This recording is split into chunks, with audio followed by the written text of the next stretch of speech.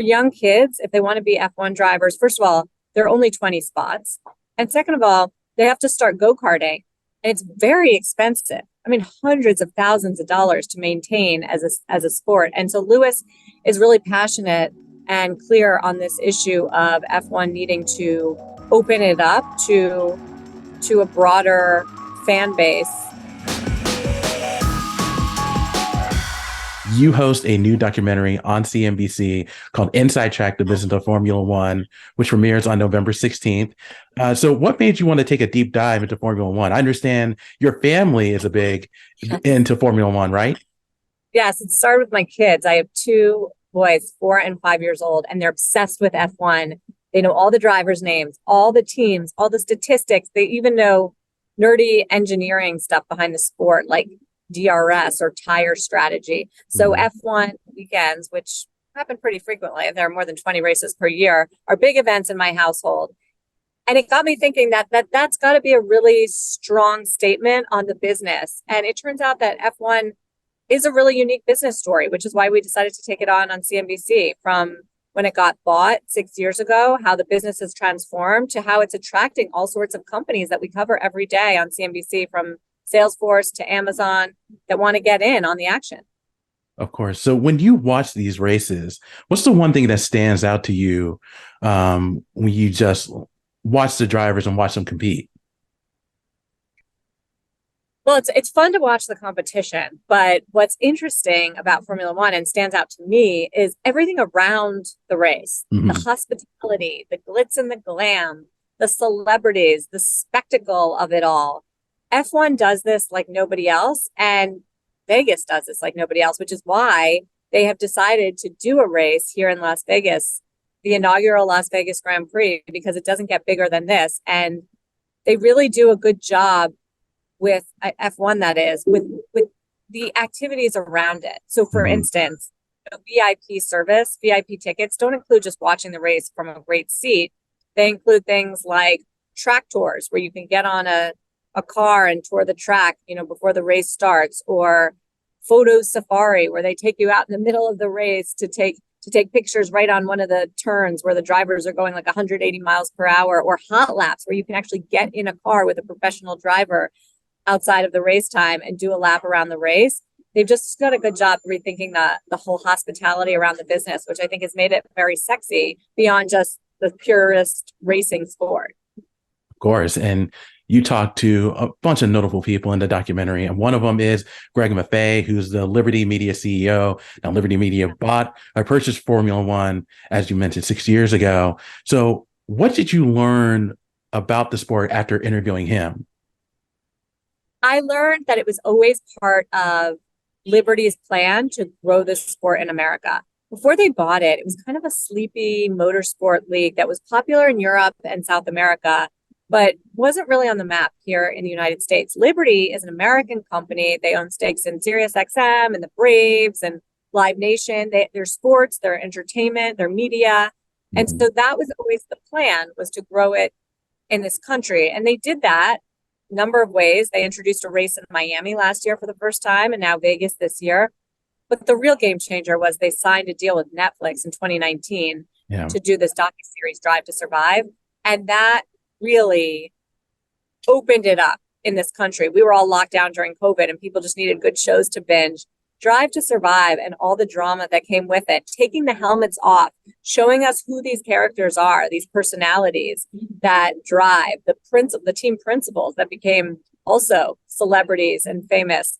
That all really took off, and that's how F1 got an American audience. And Liberty Media is now trying to build on that, doing bigger, bolder races like Las Vegas. And one of the more recognizable drivers in racing in general, not just F1, is Sir Lewis Hamilton. He's featured in a documentary. What's the one thing that stood out to you, after interviewing him and just seeing him in action? He's a mega celebrity, no question about it. And actually, one of the other things that Liberty did differently when they bought the league is they let the drivers use social media, and that was never previous owner Bernie Ecclestone, and that's also a way of sort of opening it up to a broader fan base and getting them involved. And now Lewis Hamilton has 3 times the followers as I think Tom Brady, or so Liberty claims. But what stood out to me, he really talks about in this documentary, is the accessibility of the sport. You know, it kind of gets a bad rep for being an elitist sport. It's hard to break into. For young kids, if they want to be F1 drivers, first of all, there are only 20 spots.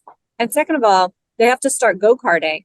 And it's very expensive. I mean, hundreds of thousands of dollars to maintain as a sport. And so Lewis is really passionate and clear on this issue of F1 needing to open it up to a broader fan base and make people feel like they can get into it as well. He talks about the fact that if he were coming at the sport today, he wouldn't be able to, coming from a humble background like his. And so I think that that's a really important issue for him, is accessibility to the sport.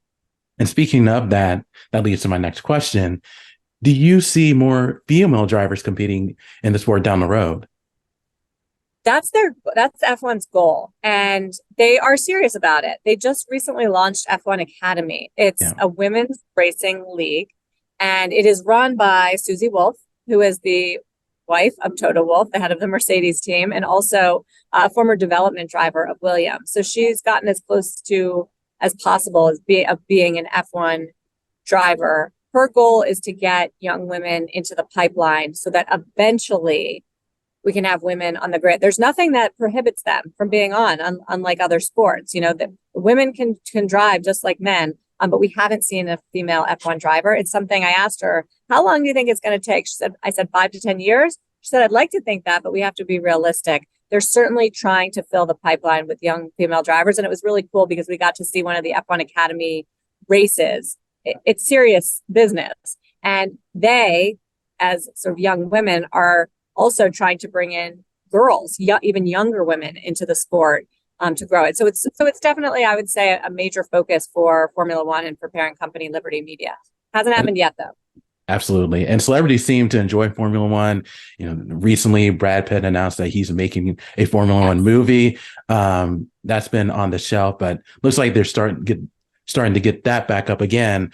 So why do you think is this the fact that as you mentioned, the accessibility, the competition, are those just a few of the reasons why Formula One is continuing to grow and will just be stronger for years to come?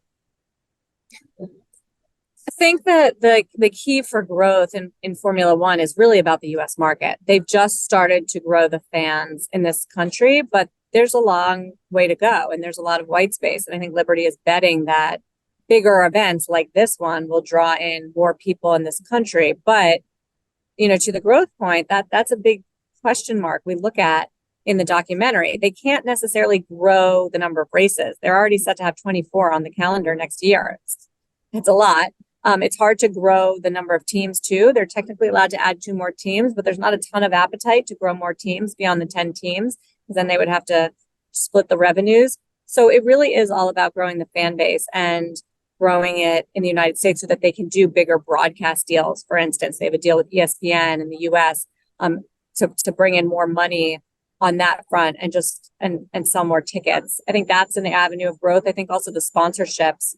Every company is racing, pun intended, into the sport to get their names on cars, to get their names on the track. You can sponsor the league, you can sponsor the teams. And that's, I think, a big avenue of growth potentially for F1 as well. And as the corporations come, the stars come out, for sure. It's an aspirational sport. They do a nice job with hospitality. The Miami race had plenty of celebrities, and I expect even more here in Vegas. Yeah, speaking of the Vegas race, there's been a lot of promotions surrounding it. It looks like it's going to be a fun weekend. How much are you looking forward to the race? I'm looking forward to the race very much. First of all, I'm looking forward to my documentary airing on Thursday night ahead of the race. Of course. Which is a big deal, CNBC. But excited for the race because they've never done anything like this. It's a 3.8-mile track that runs straight through the Las Vegas Strip. Mm-hmm. They're going to trip, and it's going to happen in the middle of the night. Also, 10 p.m. local time in Las Vegas is the race. The qualifying round, I think, is at midnight the night before. So they want the bright lights in Vegas, light up the entertainment and sports capital of the world. And so that's going to be very exciting, a unique experience, something that, and I've been to a bunch of races. I've never been to anything like that. Yeah, it should be a lot of fun. And one last question for me before I let you go. Um, Formula One is just one of the sports that's growing, but would you like to take a closer look into other sports and feature them on CNBC in terms of the business aspect?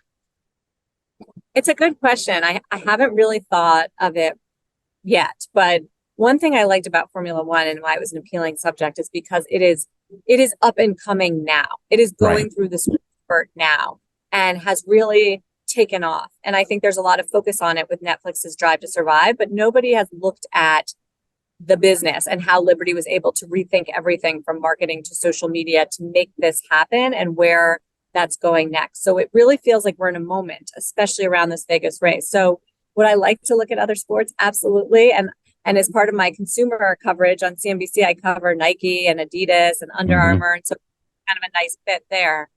But it really has to be something that is having a moment, and that's trendy, and that's on point right now. And that's really what attracted me to this. Inside Track, the business of Formula One, that premieres on November 16th on CNBC. Sarah, thank you so much for your time. I So really much, do Brian. appreciate it, of course, and have fun this weekend.